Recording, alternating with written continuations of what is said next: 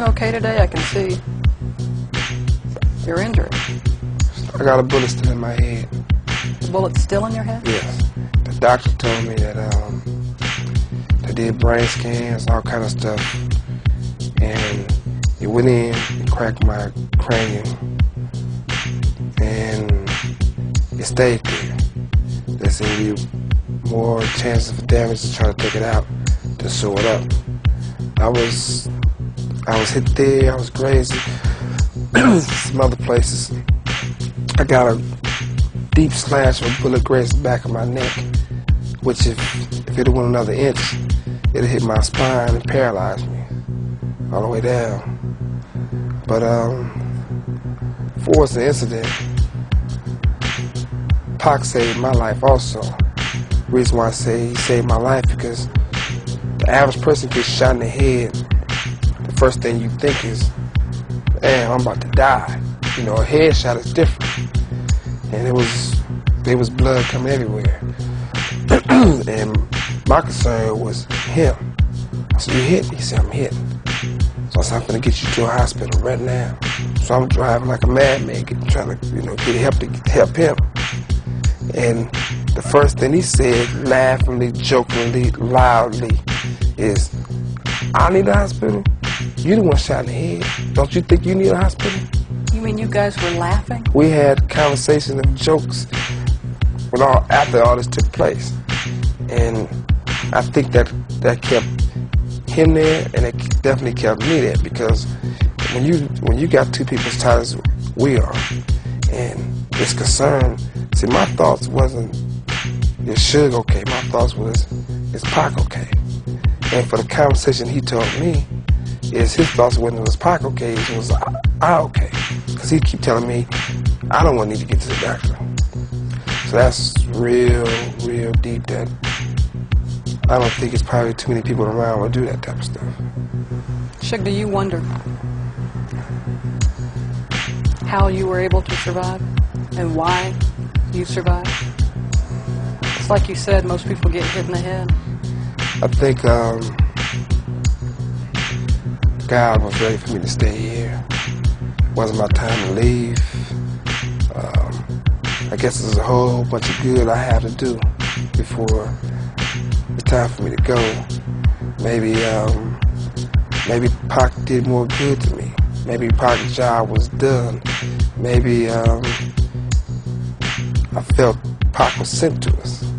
He wasn't like brought to us. I felt that God sent Pac to the earth to do certain things, and he done. He represented us, not only me, I mean people in general. And he probably did so much good and made so many things happen that it was time for him to make better things happen in heaven. And for me, maybe I got a lot of more stuff to do. I mean, I don't know. I'm not God. I'm not trying to be God. In a way, when you have pain in your heart, you feel like, shit, let me go with my homie. And then we lose. But by me still being here, Pac's gonna live forever. Because I'm gonna see that I'm gonna fulfill every wish, every dream that he wanted to happen, that he wanted to see happen before he left here. And I know Pac's mother is the greatest woman in the world, which I call her my mother, and he called my mama his mother, and we do often, brotherly things to see who can do something for them better than the other. We compete like that. So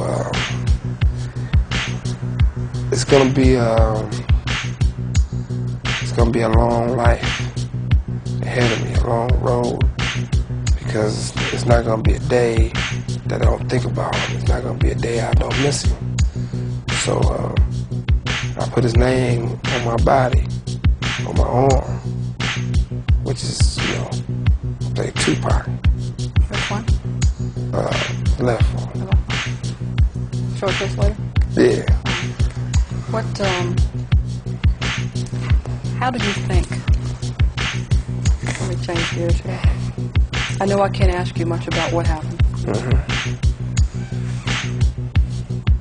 Let me see if I can ask you this.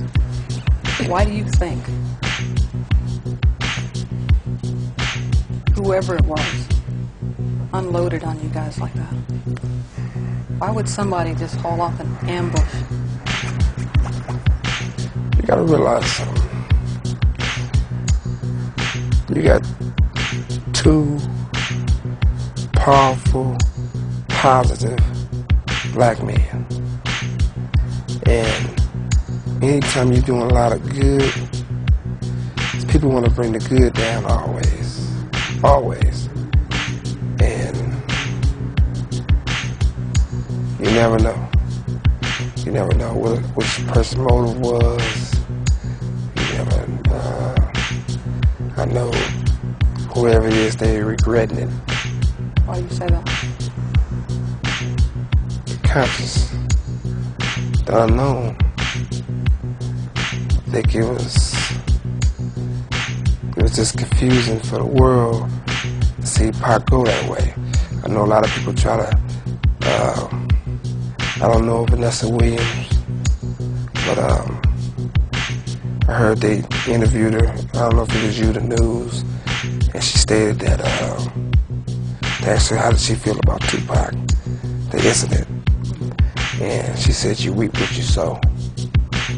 And to me, for a woman to say something like that, a black woman who the black community stood by her when she was Miss America and she was known as a hoe and had nude pictures everywhere, we didn't turn our back on her. We still bought our records. We bought our records that made her get back in the game and allow her to get back into being an actress. And that's real negative. Even though if it might be facts, we don't go and say nothing negative about her and say, okay, bam, she having sex with Arnold Schwarzenegger, which the world knows. You know what I'm saying? There's no puzzle. And we don't say nothing like that because we always be so positive. And people felt that Tupac or myself attacked people. Pac only attacked the people who wasn't right with the community. That's how he really felt. If it was a rapper who was fake and they were only doing it for the money, Pac attacked him.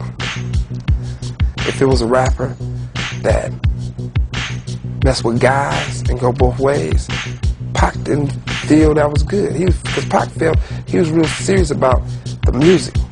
So if you're a producer or you rap, and regardless if you're married or not, and you got a boyfriend that works for you, a real boyfriend who used to be a dancer, Pac would study all the facts. Pac was real smart. So before he say something, he'd go and do his homework. He'd say, okay, this guy right here, they say he gay, he go both ways. I'm not gonna put it out there on yet, but I'm gonna do my research, and if it's true, the world should know. Because this guy might be around one of those little kids one day and mess around with them, and so I'm gonna do it to actually save him from molesting a little child. That's why Pac attacked certain rappers and said they gay. Because he did his facts and found out it was true. I imagine you'd have to say that to put it in some music, too. Huh? I imagine you'd have to know to put it in some music. You have to know. I mean, Pac wouldn't attack anybody who was real. Like I said, Pac was a man with a lot of respect. He did on Machiavelli album. He talks about Nas. Sort of bad. So at the MTV Awards, he met Nas. He went to him. You got a problem with me? That was Pac. Nas said, whoa, I want no problem. We can be cool. They had a conversation. I went over there. They shook, they hugged. They said we could do things in the future together. We can make a difference. So on the way back home, Pac said, when we get to the studio, all the negative stuff I said about Nas, I'm going to take him out and put somebody else in who deserved that. But I'm not going to say that negative about Nas because I broke bread with him. And I gave him my word that we was friends. I mean, so we can't change stuff now because Pac not here to do it. So it got to be left in there. So Nas need to know that Pac was definitely finna change for him so he could take it one way or the other, But, at least the guy was a man enough to